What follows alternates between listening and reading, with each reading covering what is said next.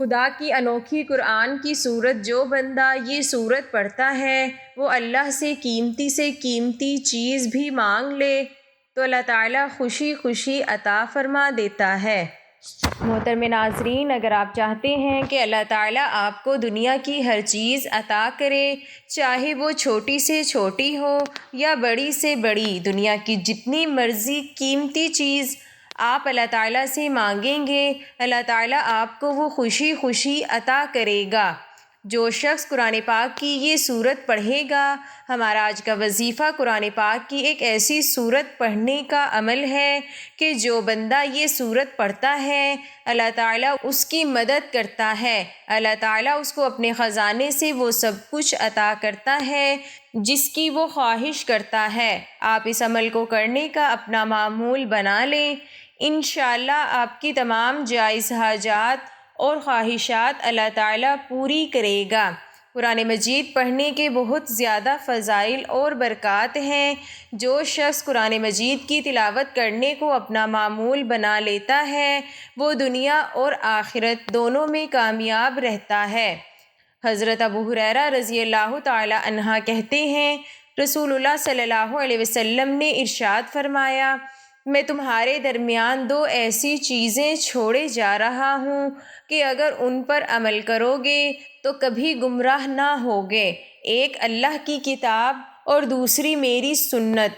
اور حضرت جابر رضی اللہ تعالی عنہ کہتے ہیں، رسول اللہ صلی اللہ علیہ وسلم نے ارشاد فرمایا، قیامت کے روز قرآن مجید سفارش کرے گا اور اس کی سفارش قبول کی جائے گی، پڑھنے والوں کے حق میں جھگڑا کرے گا اور اپنی بات منوائے گا۔ جس نے قرآن مجید کو اپنا پیشوا اور رہبر بنایا ہے اسے جنت کی طرف لے جائے گا، اور جس نے اسے پیٹھ پیچھے ڈال دیا اسے جہنم میں لے جایا جائے گا۔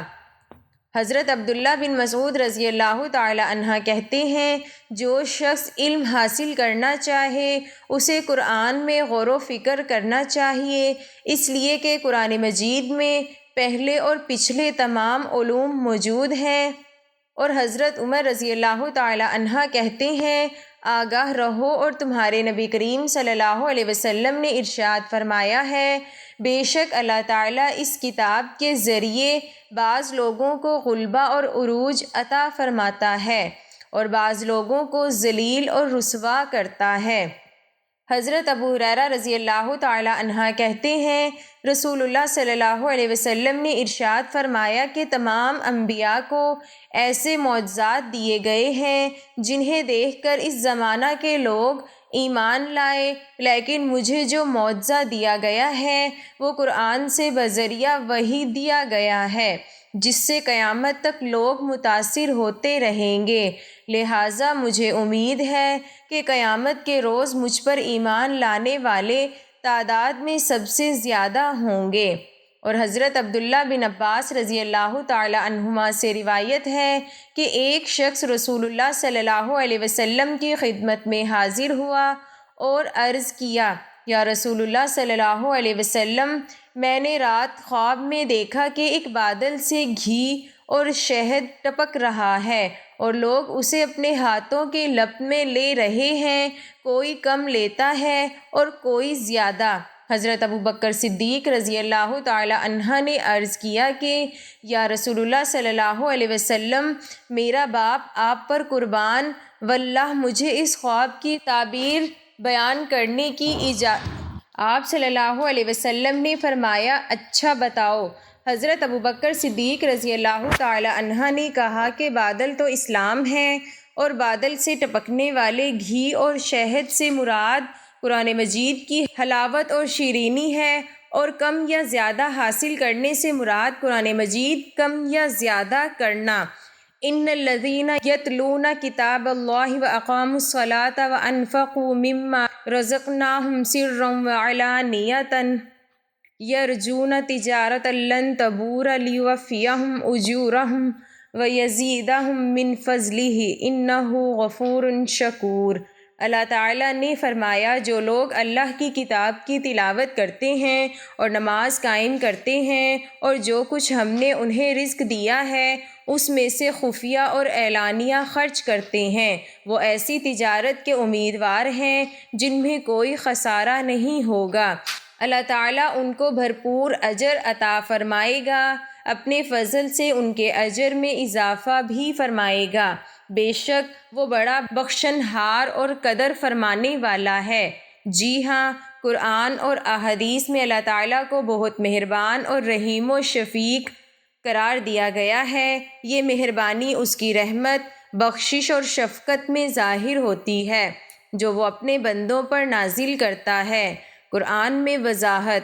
قرآن مجید میں کئی مقامات پر اللہ کی مہربانی کا ذکر آیا ہے، جس کا ایک نمونہ ہے یقیناً اللہ تعالیٰ انسانوں کے حق میں بہت ہی شفیق اور بہت ہی رحیم ہے۔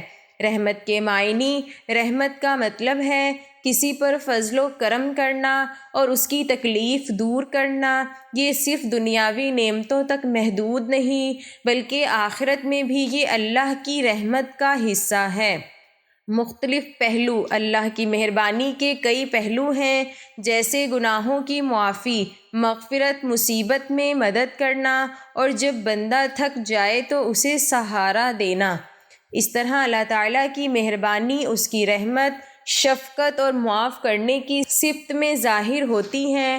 سابقہ ادوار میں انسان ابھی عہد طفولیت میں تھا، لہٰذا اس کی تربیت و تعلیم کے لیے سمیع بصری ذرائع سے کام لیا گیا اور انہیں ایسے معجزات دکھائے گئے جو محسوسات و مشاہدات سے متعلق تھے۔ البتہ جب انسان عقل و شعور کے لحاظ سے بلوغت کی منزل کو پہنچ گیا تو اسے محسوس معجزات کی جگہ معقول و معجزہ قرآن دیا گیا، کیونکہ انسان اس قابل ہو گیا تھا کہ اسے ایک جامع ضابطۂ حیات اور ایک ابدی دستور زندگی کا امین بنایا جائے۔ چنانچہ قرآن جیسا معجزہ عنایت فرما کر اللہ تعالیٰ نے اس امت مرحومہ کو اس قابل بنایا کہ وہ اس سرمدی امانت کی حامل بن جائے۔ اس نعمت الہی کی معرفت اور اس کی قدردانی کی واحد صورت یہ ہے کہ کلام اللہ کو حتی الامکان سمجھا اور سمجھایا جائے۔ قرآن مجید سے خود قرآن کی فضیلت سے متعلق چند منتخب آیات پیش خدمت ہیں۔ قد جاءکم من اللہ نور و کتاب مبین یہدی بہ اللہ من یتبع رضوانہ سبل السلام ویخرجہم من الظلمات الی النور بإذنہ ویہدیہم الی صراط مستقیم۔ بتحقیق تمہارے پاس اللہ کی جانب سے نور اور روشن کتاب آ چکی ہے، جس کے ذریعے اللہ ان لوگوں کو امن و سلامتی کی راہیں دکھاتا ہے جو اس کی رضا کے طالب ہیں۔ وہ اپنے اذن سے انہیں ظلمتوں سے نکال کر روشنی کی طرف لاتا ہے اور انہیں راہ راست کی رہنمائی فرماتا ہے۔ ان ھذا القرآن یہدی للتی ہی اقوم ویبشر المؤمنین الذین یعملون الصالحات ان لہم اجرا کبیرا۔ یہ قرآن یقیناً اس راہ کی ہدایت کرتا ہے جو بالکل سیدھی ہے۔ ان مؤمنین کو جو نیک اعمال بجا لاتے ہیں یہ بشارت دیتا ہے کہ ان کے لیے بڑا اجر ہے۔ یا ایھا الناس قد جاءتکم موعظۃ من ربکم وشفاء لما فی الصدور وہدی ورحمۃ للمؤمنین۔ اے لوگو، تمہارے پروردگار کی طرف سے یہ قرآن تمہارے پاس نصیحت اور تمہارے دلوں کی بیماری کے لیے شفا اور مؤمنین کے لیے ہدایت و رحمت بن کر آیا ہے۔ وَاذْكُرُوا نِعْمَتَ اللَّهِ عَلَيْكُمْ وَمَا أَنزَلَ عَلَيْكُمْ مِنَ الْكِتَابِ وَالْحِكْمَةِ يَعِظُكُمْ بِهِ۔ اور اللہ نے تمہیں جو نعمت عطا کی ہے اسے یاد رکھو، اور یہ بھی یاد رکھو کہ تمہاری نصیحت کے لیے اس نے تم پر کتاب اور حکمت نازل کی۔ ھذا بیان للناس وہدی وموعظۃ للمتقین۔ یہ عام لوگوں کے لیے ایک واضح بیان ہے اور اہل تقویٰ کے لیے ہدایت و نصیحت ہے۔ قل لاجتمعت الانس والجن علی ان یأتوا بمثل ھذا القرآن لا یأتون بمثلہ ولو کان بعضهم لبعض ظہیر۔ کہہ دیجئے اگر انسان اور جن سب مل کر اس قرآن کی مثل لانے کی کوشش کریں تو وہ اس کی مثل نہیں لا سکیں گے، اگرچہ وہ ایک دوسرے کا ہاتھ بٹائیں۔ ھذا بصائر للناس وہدی ورحمۃ لقوم یوقنون، یہ قرآن لوگوں کے لیے بصیرت افروز اور یقین رکھنے والوں کے لیے ہدایت اور رحمت ہے۔ وَنُنَزِّلُ مِنَ الْقُرْآنِ مَا هُوَ شِفَاءٌ وَرَحْمَةٌ لِّلْمُؤْمِنِينَ، اور ہم قرآن میں سے ایسی چیز نازل کرتے ہیں جو مومنین کے لیے شفا اور رحمت ہے۔ کتاب انزلناہ الیک لتخرج الناس من الظلمات الی النور، یہ ایک ایسی کتاب ہے جسے ہم نے آپ کی طرف نازل کیا تاکہ آپ لوگوں کو اندھیروں سے نکال کر روشنی کی طرف لائیں۔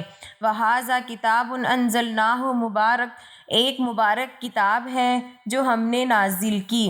وَنَزَّلْنَا عَلَيْكَ الْكِتَابَ تِبْيَانًا لِكُلِّ شَيْءٍ وَهُدًى وَرَحْمَةً وَبُشْرَىٰ لِلْمُسْلِمِينَ، اور ہم نے آپ پر یہ کتاب ہر چیز کو بڑی وضاحت سے بیان کرنے والی اور مسلمانوں کے لیے ہدایت اور رحمت اور بشارت بنا کر نازل کی ہے۔ إِنَّهُ لَقُرْآنٌ کریم فِي کتاب مکنون لا يَمَسُّهُ إِلَّا الْمُطَہَّرُونَ، قرآن یقیناً بڑی تکریم والا ہے جو ایک محفوظ کتاب میں ہے جسے صرف پاکیزہ لوگ ہی چھو سکتے ہیں۔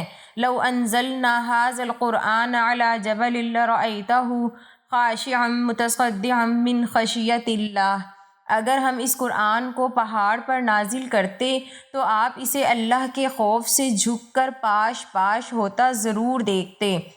حضرت صلی اللہ علیہ وسلم قرآن مجید کا جامع تعارف بیان کرتے ہوئے فرماتے ہیں، بے شک یہ قرآن نمایاں روشنی ہے اور مضبوط رسی ہے اور محکم وسیلہ ہے، بلند ترین مرتبہ ہے، نہایت مؤثر شفا ہے اور سب سے بڑی فضیلت ہے اور سب سے بڑی سعادت ہے۔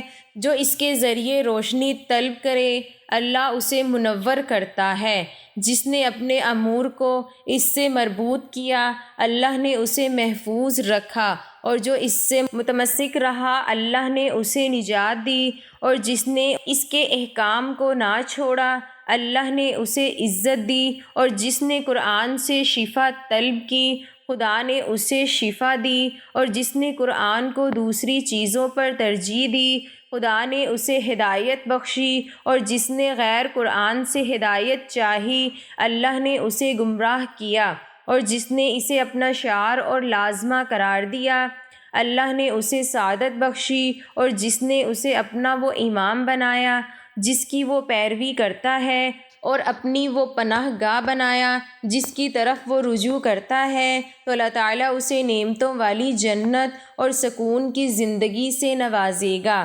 ایک اور جگہ ارشاد فرمایا کہ قرآن کی جگہ کلام اللہ ہے، کلام خدا کو دوسرے کلاموں پر وہی فضیلت حاصل ہے جو خود اللہ تعالیٰ کو اپنی مخلوق پر۔ حضرت علی علیہ السلام نے فرمایا، اللہ نے رسول کریم صلی اللہ علیہ وسلم پر ایک ایسی کتاب نازل فرمائی جو ایسا نور ہے جس کی قندیلیں گل نہیں ہوتی، ایسا چراغ ہے جس کی لو خاموش نہیں ہوتی، ایسا دریا ہے جس کی تہ تک رسائی نہیں ہوتی، ایسا راستہ ہے جس میں راہ پیمائی بے راہ نہیں کرتی، ایسی کرن ہے جس کی روشنی مدھم پڑتی، وہ حق و باطل میں ایسا امتیاز کرنے والا ہے جس کی دلیل کمزور نہیں پڑتی، ایسا کھول کر بیان کرنے والا ہے جس کے ستون منہدم نہیں کیے جا سکتے، وہ سراسر شفا ہے جس کے ہوتے ہوئے روحانی بیماریوں کا کھٹکا نہیں، وہ سراسر عزت و غلبہ ہے جس کے یار و مددگار شکست نہیں کھاتے، وہ سراپا حق ہے جس کے معاون بے یار و مددگار نہیں چھوڑے جاتے، وہ ایمان کا معدن اور مرکز ہے، یہ علم کے چشموں اور سمندروں سے عبارت ہے، اس میں عدل کا چمن اور انصاف کا حوض ہے، اور اسلام کا سنگ بنیاد اور اس کی اساس ہے، حق کی وادی اور اس کا ہموار میدان ہے، وہ ایسا دریا ہے جس سے پانی بھرنے والے اسے ختم نہیں کر سکتے، وہ ایسا چشمہ ہے جس سے پانی اُلچنے والے اسے خشک نہیں کر سکتے، وہ ایسا گھاٹ ہے جس پر اترنے والوں سے اس کا پانی گھٹ نہیں ہو سکتا، وہ ایسی منزل ہے جس کی راہ میں کوئی راہ بھٹکتا نہیں، وہ ایسا نشان ہے کہ چلنے والوں کی نظر سے اوجھل نہیں ہوتا، وہ ایسا ٹیلہ ہے کہ جس کا مقصد کرنے والے اس سے آگے نہیں گزر سکتے۔ اللہ نے اسے علماء کی تشنگی کے لیے، سیرابی فقیہوں کے دلوں کے لیے بہار اور نیک لوگوں کی راہ گزر کے لیے شاہراہ قرار دیا ہے۔ یہ ایسی دوا ہے جس سے کوئی مرض باقی نہیں رہتا، ایسا نور ہے جس میں تیرگی کا ذکر نہیں ہے، ایسی رسی ہے کہ جس کے حلقے مضبوط ہیں، ایسی چوٹی ہے جس کی پناہ گاہ مضبوط ہے، جو اس سے وابستہ ہو اس کے لیے سرمایہ عزت ہے، جو اس کی حدود میں داخل ہو اس کے لیے پیغام صلح و امن ہے، جو اس کی پیروی کرے اس کے لیے ہدایت ہے، جو اسے اپنی طرف نسبت دے اس کے لیے حجت ہے، جو اس کی روح سے بات کرے اس کے لیے دلیل و برہان ہے، جو اس کی بنیاد پر بحث و مناظرہ کرے اس کے لیے گواہ ہے، جو اسے حجت بنا کر پیش کرے اس کے لیے فتح و کامرانی ہے، جو اس کا بار اٹھائے یہ اس کا بوجھ ہٹانے والا ہے، جو اسے اپنا دستور العمل بنائے اس کے لیے وسیلہ راہ ہے، یہ حقیقت شناس کے لیے ایک واضح نشان ہے، جو صلاح بند ہو اس کے لیے سپر ہے، جو فہم رکھتا ہے اس کے علم و دانش ہے، بیان کرنے والے کے لیے بہترین کلام ہے اور فیصلہ کرنے والے کے لیے قطعی حکم ہے۔ محترم ناظرین، چلتے ہیں آج کے وظیفے کی جانب۔ آپ نے قرآن پاک کی وہ کون سی سورت پڑھنی ہے یہ اب میں آپ کو بتانے لگی ہوں۔ یہ سورت پڑھ کر آپ نے اللہ تعالیٰ سے اپنی کوئی بھی حاجت، کوئی بھی خواہشات طلب کر سکتے ہیں، انشاءاللہ اللہ تعالیٰ وہ پوری کرے گا۔ یہ سورت پڑھ کر آپ اللہ تعالیٰ سے جتنی مرضی قیمتی چیز مانگیں گے اللہ تعالیٰ آپ کو خوشی خوشی عطا کرے گا۔ وہ سورت ہے سورت یاسین۔ سورت یاسین کے فضائل و برکات بہت زیادہ ہیں۔ حضور پاک صلی اللہ علیہ وسلم کا فرمان ہے کہ ہر چیز کا ایک دل ہے اور قرآن پاک کا دل سورت یاسین ہے۔ حضور پاک صلی اللہ علیہ وسلم کے اس فرمان سے اندازہ لگایا جا سکتا ہے یہ سورت قرآن پاک کی کتنی اہم اور انوکھی سورت ہے۔ آپ نے یہ سورت پڑھنے سے پہلے حضور پاک صلی اللہ علیہ وسلم کی ذات اقدس پر درود پاک کا نذرانہ پیش کرنا ہے۔ درود پاک آپ کوئی سا بھی پڑھ سکتے ہیں۔ ایک بار ثواب کی نیت سے میرے ساتھ بھی درود پاک پڑھ لیں۔ اللہم صلی علی محمد وعلی آل محمد کما صلیت علی ابراہیم وعلی آل ابراہیم انک حمید مجید۔ اللہم بارک علی محمد وعلی آل محمد کما بارکت علی ابراہیم وعلی آل ابراہیم انک حمید مجید۔ درود پاک پڑھنے کے بعد آپ نے ایک مرتبہ سورت یاسین کی تلاوت کرنی ہے۔ آپ دن میں کسی بھی وقت سورت یاسین کی تلاوت کر سکتے ہیں۔ سورت یاسین ایک مرتبہ پڑھنے کے بعد آپ نے قرآن پاک کی یہ آیت 33 مرتبہ پڑھنی ہے۔ رب انی لما انزلت الی من خیر فقیر۔ اے اللہ جو بھی بھلائی تو میری طرف سے نازل کر دے میں اس کا محتاج ہوں۔ یہ آیت پڑھنے کے بعد آپ نے ایک تسبیح استغفر اللہ کی پڑھنی ہے اور آخر میں آپ نے پھر دوبارہ درود پاک پڑھنا ہے جو شروع میں پڑھا تھا۔ آخر میں یہی کہنا کافی ہے کہ قرآن پاک کی ہر سورت اپنے اندر ایک خاص نور، تاثیر اور راز رکھتی ہے، لیکن کچھ صورتیں ایسی ہیں جنہیں اللہ تعالیٰ نے اپنی خاص رحمتوں اور برکتوں کا خزانہ بنایا ہے۔ جو بندہ دل کی گہرائی سے یقین کامل کے ساتھ اس سورت کو پڑھتا ہے اس کے لیے دعاؤں کے دروازے خود بخود کھل جاتے ہیں، اس کے دل سے نکلا ہوا ہر لفظ عرش تک پہنچتا ہے اور اللہ تعالیٰ اپنی رحمت سے وہ سب کچھ عطا فرما دیتا ہے جو وہ مانگتا ہے، چاہے وہ دنیا کی سب سے قیمتی نعمت ہی کیوں نہ ہو۔ بس شرط یہ ہے کہ پڑھنے والا اپنے دل کو پاک، نیت کو خالص اور زبان کو ذکر الہی سے تر رکھے۔ پھر دیکھیے رب کائنات کیسے اپنی عطاؤں کے دروازے کھول دیتا ہے اور بندے کو وہ عزت، سکون اور نعمتیں عطا فرماتا ہے جن کا وہ صرف تصور ہی کر سکتا تھا۔ میری اللہ تعالیٰ سے دعا ہے کہ اللہ تعالیٰ ہم سب کو نیک اعمال کرنے کی توفیق عطا فرمائے۔ اللہ تعالیٰ نیکی کی بات کو سننے، سمجھنے اور اس پر عمل کرنے کی طاقت اور توفیق مرحمت فرمائے۔ اللہ تعالیٰ میرا سنانا اور آپ کا سننا اپنی پاک بارگاہ الہی میں قبول و منظور فرمائے۔ جو مانگا مقدر فرمائے، جو نہیں مانگ سکے بن مانگے عطا فرمائے۔ آمین ثم آمین۔ ناظرین، آپ سے گزارش ہے کہ اپنے رزق میں برکت، وسعت اور کشادگی کے لیے اللہ تعالیٰ کے 99 ناموں میں سے کوئی ایک نام لکھ کر کمنٹ سیکشن میں ضرور شیئر کریں۔ اللہ تعالیٰ ہم سب کا حامی و ناصر ہو۔ آمین۔ جزاک اللہ۔